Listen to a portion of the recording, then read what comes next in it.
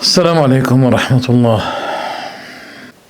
Among the series of concessions and compromise that we see nowadays, I've seen a video for a brother, Sheikh Haitham al-Haddad, claiming that it is close to bid'ah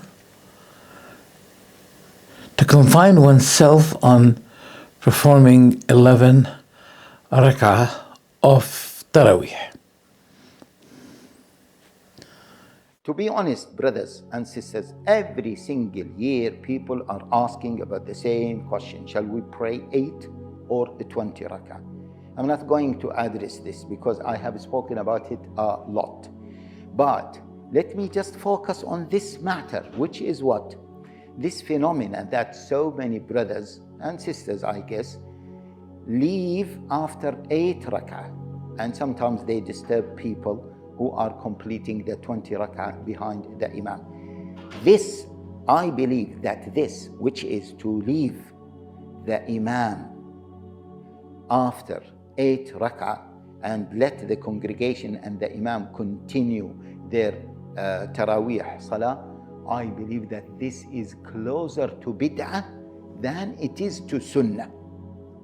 Yes, I believe that this, which is to leave after 8 rak'ah and let the imam continues, I believe that this is closer to bid'ah rather than it is to sunnah. Why is this? First of all, brothers and sisters, give me one scholar, great scholar, well-known scholar who approved this. Some brothers who are doing this, they claim that they are following the Sunnah and they are following the Salafi way. All of us are following the Salafi way. I studied with Sheikh ibn Baz rahimahullah ta'ala. I studied with Sheikh ibn Jibreen. Both. Very strange. Is it closer to bid'ah to commit myself to the sunnah of Rasulullah sallallahu alaihi wasallam? What was the sunnah of Rasulullah as described by Aisha radiallahu anha, according to Bukhari and Muslim? In Bukhari, hadith number 1147, and in Muslim, hadith number 738. Aisha radiallahu anha said, the Prophet sallallahu alaihi wasallam used not to pray more than 11 rak'ah unit. He used not to exceed more, neither in Ramadan nor at any other time other than Ramadan. So this is sunnah. How does the sunnah become bid'ah? I don't understand you. If a person praying 23 rak'ah is based on weak hadith, an athar, not hadith, that at the lifetime, at the caliphate of Umar let people pray 23 rak'ah for Taraweeh. There are two narrations of this, narrated by Yazid ibn Khusayfa and Yazid ibn Ruman. Al-Hafiz al-Nawawi said, he did not reach the time of Umar. He was saying that Umar decided, Umar did, while he was not eyewitness to Umar. This is a problem in the narration. Those two narrations are weak. Let's say they are very slightly weak. You cannot deny for them those two authentic hadith in Bukhari and Muslim. You cannot say, I'll take the 23 apart from the 11 of Rasulullah sallallahu alaihi wasallam. No, that's not fair. That's not the sunnah. How much more if we find this narration in Muwatta Malik, narrated authentically by As-Sa'ib ibn Yazid, that Umar ordered people to pray behind Tamim al-Dari and Ubay ibn Ka'b with 11 rak'ah only, as you see it clearly. So the sunnah is to pray 11, not to exceed more than that. neither in Ramadan nor at another month other than Ramadan. This is the Sunnah. How dare you say that it's bid'ah to leave the masjid? Look, we do not impose people to pray more than 11. Although we say that's better. Whatever the Prophet used to be continuously doing, this is better. But we can't say to the people, don't, this is bid'ah. Because the qiyam of the night, it's open. If you want to pray 100 rak'ahs, no one should say no to you. Because the Prophet made it open for people to pray. He said, the prayer of qiyam is pair after pair after pair. That means it's open. But when you say that the sunnah is not to pray 11, but the sunnah is to pray 23 according to what Umar did, we say to you, stop. Number one, the two hadith in Bukhari and Muslim, hadith 1147 in Bukhari, and hadith number 738 in Muslim, that the Prophet used not to exceed more than 11. It's very clear. Now, prepare to the shock. We find an authentic narration by As-Sa'ib ibn Yazid that Umar ibn al-Khattab on Ramadan, he gathered people to pray behind Ubay ibn Ka'b and Tamim al-Dari for 11 rak'ah only. That's more authentic than those two weak hadith narrated by Yazid ibn Khusayfa and Yazid ibn Ruman. It's authentic, narrated by Malik in his book Muwatta. Highly authentic. Hadith number 379.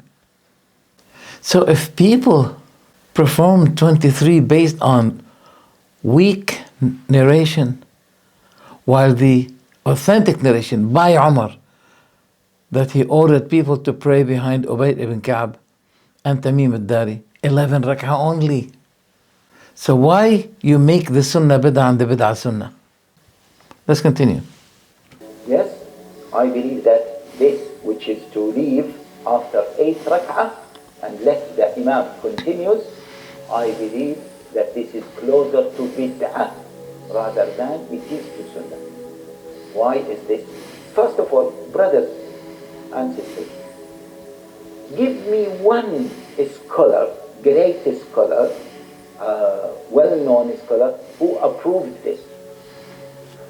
Some brothers who are doing this, they claim that they are following the sunnah and they are following the Salafi way.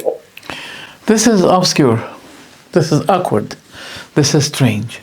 The problem, Brother Haitham, the real problem lies in the fact that joining with the people 23 rak'ah will be understood that we compromised with the 23 which had not been authentically narrated. If the people pray 20 or 40 or even 100, not based on the weak hadith, it doesn't matter. But when they compels us to pray with them the 23 which had not been proven authentically, we have the right not to join with them. And that doesn't divide the ummah. What divides the ummah is the philosophical cults and sects, Ash'aris and Hanafi Deobandis, those who rooted philosophy in their aqidah. So no matter what you try to unite, the unity will not take place. Because the problem is not only whether we pray 20 or 11. No. The problem is far, ever greater than that. Do we stick to the Prophet's sunnah and tawheed, the way the Prophet understood it, the way the companions understood it, the way the Prophet and the companions practiced it? That is the case. The division is caused by the shirk they have when they say, Ya Rasulullah, help me, give me shafa'ah, as the Christians say to Mary, "Oh Mary, intercede for us to God." That is one of the main causes of division. So praying 11 or 20 will not be uniting the Ummah. Your effort is meaningless.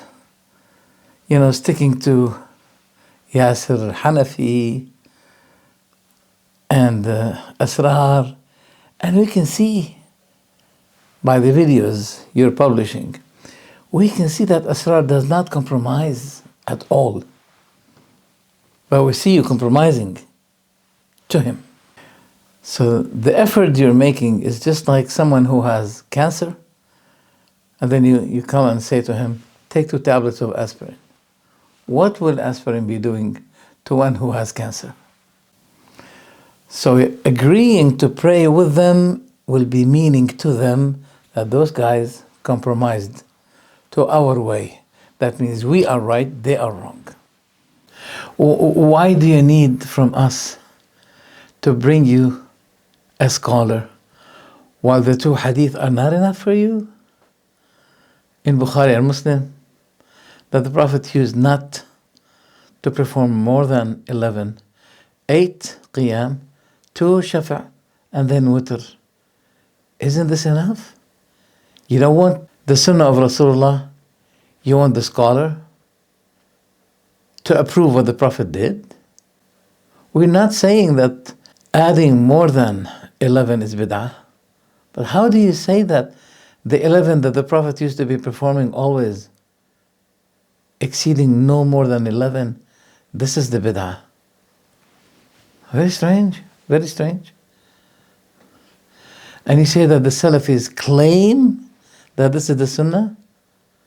Do you want any other proof other than the proofs I mentioned? Do you have an issue with the Salafis now, Brother Haitham? It's very strange. Continue. All of us are following that Salafi way. I studied with Sheikh Ibn Baz rahimahullah ta'ala. I studied with Sheikh Ibn Jibreen. Both of them have fatwas against this. Sheikh Ibn Uthaymeen, I attended him in the haram many times. He said, don't do this, which is to leave the imam after 8 rak'ah and you just sit doing nothing and the people are praying. Why they said this? Why they were against this attitude? It is clear because of the well-known hadith the Prophet ﷺ said, whoever prays with the imam until the imam ends, then it will be counted for him or for her, of course, as if they have done qiyamul layl. There's a mixture of mistakes you're committing here. You say that the Mashayikh Ibn Baz and Ibn Uthaymeen, they said this is bid'ah and you should not be doing this. How come? Bring the proof. But even if you bring the proof, you cannot deny the authentic narrations and count only on what some clerics say. I don't understand you, really. And you said both on this hadith? Let's see. Look what Sheikh Ibn Uthaymeen said. What I advise my brothers, that they follow with the imam in the haram until they finish and when they get out of the masjid, or when they turn off from salah.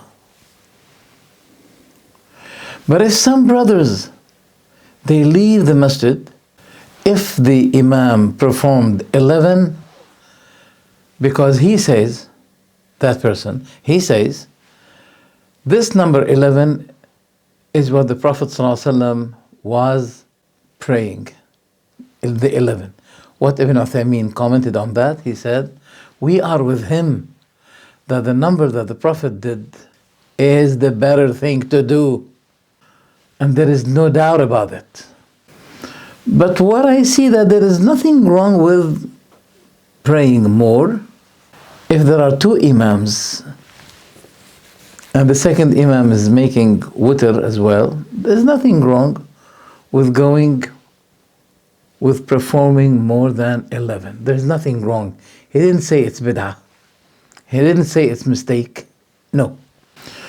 With the intention not to turn away from the number that the Prophet chose. Not to say this is better than what the Prophet did. And people today, they pray 20 because to them it's better than what the Prophet used to do. That's the problem. So how did he quote that the Mashayikh, they say that it is closer to bid'ah to perform only 8 and then they leave the masjid? That's what they said. This fatwa from Sheikh Ibn Uthaymeen was from the Majmu' of Al-Fatawa of Ibn Uthaymeen, volume 13, page 436. So how do you say this is closer to bid'ah? Is this complimentary? Is this courtesy to the majority of Brailwis? I don't know. Let's continue. Just want to know, how dare you say that if the Salafis decide to leave at the 8th rak'ah, this is closer to bid'ah. And the Salafis have no evidence. Let's continue. So that's why they say if the Imam is praying with 20, whatever the Imam is praying, pray, join him, don't leave before him. You want to pray after that, you can pray. Those Mashaykh are talking about the prayer in the Masjid al-Haram, because there are 2 Imams. That happens. And they said if there are 2 Imams, one pray after Isha and the other one pray at the depth of the night, then if you want to exceed. But as I mentioned before, this more 13 rak'ah, the more 10 rak'ah, the more 12 rak'ah, is based on weak hadith. Despite that, we don't fight it. Say, you want to pray, pray. But we prefer the number of the rak'ahs the Prophet used to be confining himself with, limiting himself with, as the hadith of Aisha. He used not to exceed more than 11. Why you are intimidating those who choose what the Prophet used to do? Why are you accusing them of bid'ah? After that. Yes, brother. So please, let us stop this attitude. And why I'm saying that it is close. So, brothers, please, don't stop this attitude, which is based on the description of Aisha to the Prophet ﷺ's prayer.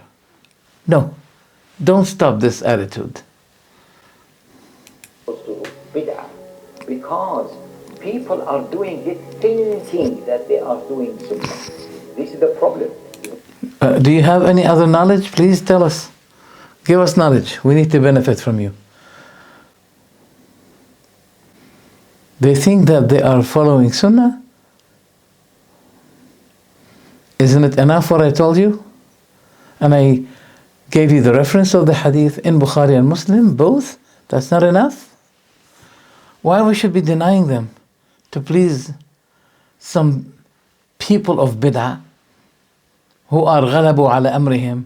They are the majority of the community. So we give sessions, we give concessions to them, we compromise, we bargain with them, we compromise to their pressures.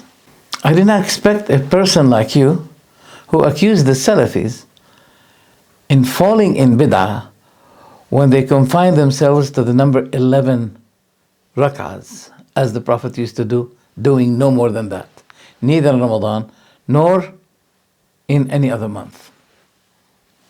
Not that they are busy and they have to go to their work, etc. No, they think that they are what? Doing sunnah. That's true. It is sunnah. What other thing you have? You don't have any other thing. This is the problem. And they are going against the jama'ah, and they are going against the hadith, and they are going against the jama'ah. What jama'ah are you talking about? Umar gathered the jama'ah behind Ubay ibn Ka'b and Tamim al-Dari for 11 rak'ah. Against the Jama'ah? Against the Sunnah? Against many hadith? Give me the many hadith. Give me. Again, it's also many hadith. The Prophet ﷺ said the Imam was appointed, so follow the Imam. They are going through, they are going against. Following the Imam in all the prayers? This is a voluntary prayer. The Prophet did not compel people to pray behind the Imam. Oh my God, you know what this means? That Salat al-Taraweeh is wajib. Since the Imam is praying Taraweeh and he should be followed, that means Taraweeh is wajib. And this, what the leaders of the Brailwis, and I think the Deobandis, your false understanding of the Hadith is supporting those Brailwis who make it obligatory on their people to pray Taraweeh. What kind of understanding? That the Imam should be followed. And that's why you have to stay in the masjid to pray completely behind the Imam. This is false understanding. The Hadith means that if you pray behind the Imam, you have to follow him in his actions of prayer. Not before him, not with him, but after him. You don't say Ameen except after he said Ameen. You don't go to ruku' except after he started the ruku'. What are you talking about? Wallahi, they're going to take your words, take your understanding, and utilize it to prove to their people like that, look, this man belongs to Salafiyya, and he says that Taraweeh is wajib. Using the hadith, the Imam should be followed. This is a false understanding. When one person left the prayer, Isha prayer, not voluntary, behind Mu'adh, when Mu'adh was reciting Surah Al-Baqarah, and this man left the prayer, and Mu'adh accused him of hypocrisy, and he complained him to the Prophet ﷺ. And the man went to the Prophet. He said, "Oh Prophet, we have camels, we have hard work at the morning. I could not bear standing behind Mu'adh in his prayer." Then the Prophet was angry with Mu'adh, not angry with the man. How dare you say that those are committing bid'ah because they should be performing all the voluntary prayer behind the Imam? What fiqh is this, Sheikh Haitham? What fiqh is that, Sheikh Haitham? Continue. Many principles. That's why I said it is closer to bid'ah. Brothers and sisters, having said that, I don't want to initiate another debate of... You're doing. The ruling you're giving will be causing many disagreements. Number one are the Salafis. Number one, the Salafis will not be agreeing with you because you misunderstand what the scholars say. It is better for them to pray with the Imam. It's better for them. Sheikh ibn Uthaymeen said, I agree that confining oneself on 11 rak'ah, the same number of the Prophet's rak'ahs, this is good enough. He said this is good. He didn't say it's closer to bid'ah. None of the mashayikh compels the people that you should be praying all the rak'ahs. How much more if we know that these 23 rak'ah based on weak hadith. And it's not a matter of ignorance, thinking that this is the authentic. No, it has a lot of background. It's an enmity and hatred against the Salafis. They don't want the 11 because the Salafis do it. It's not only a matter of choice, we choose. No. It's based on their opposition, deliberate opposition against the Salafis.